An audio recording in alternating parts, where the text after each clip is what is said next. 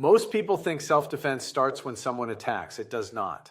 Self-defense starts much earlier. It starts when someone begins testing your boundaries. It starts when someone is managing your attention. It starts when someone is closing distance without a good reason. And it starts when something in the environment no longer matches what should be normal. My name is Kevin Lewis. I teach practical personal safety, threat recognition, and decision-making under stress through KMH Academy and local training here in Honolulu. And today, I want to give you one of the most important principles in real-world self-defense. Self-defense starts before the attack. One of the biggest mistakes people make is thinking about self-defense only in terms of physical technique. They ask, what move should I use? How do I escape a grab? How do I defend against a punch? Those are important skills. But if we only start training at the moment of physical contact, we are starting late. By the time someone has already grabbed you, cornered you, isolated you, or closed distance, many of your best options may already be gone. Real self-defense is not just about fighting better. It is about recognizing risk earlier, making decisions sooner, and giving yourself more options before violence becomes unavoidable. At KMH Academy, we use a simple idea: see sooner, decide better, act earlier. That means your goal is not to walk around scared. Your goal is not to be paranoid.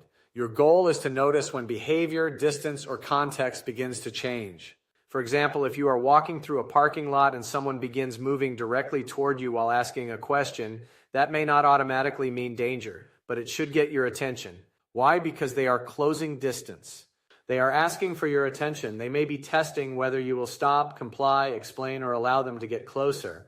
That does not mean you panic. It means you recognize the moment earlier.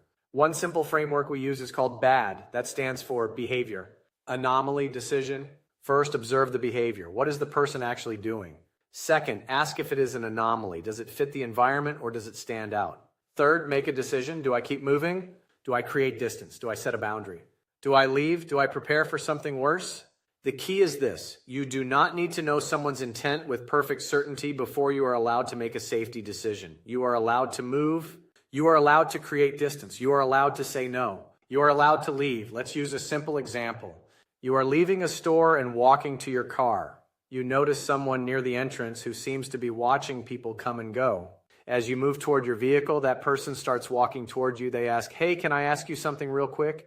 Again, that question by itself does not prove danger. But now look at the pattern. They were watching your movement. They selected a moment when you were transitioning. They are trying to get your attention. They are closing distance. They are creating a reason for you to stop. This is where self-defense begins, not with a punch, not with a grab, not with a fight. It begins with recognizing that your attention, distance, and decision-making are being influenced.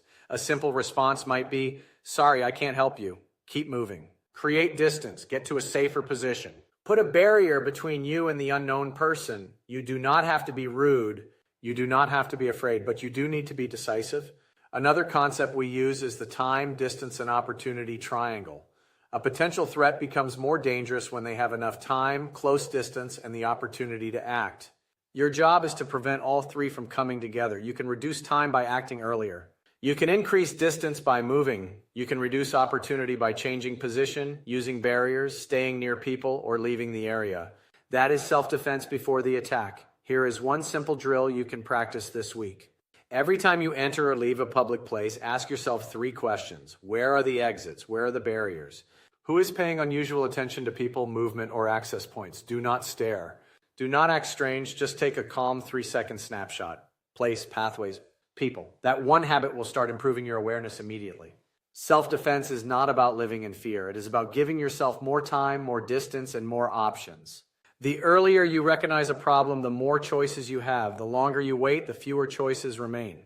So remember, self-defense starts before the attack. See sooner, decide better, act earlier. Walk in peace. For deeper training in practical personal safety, threat recognition, and decision-making under stress, visit KMH Academy online. And if you are here on Oahu, join us for local training in Honolulu. I'm Kevin Lewis. Stay aware, stay capable, and walk in peace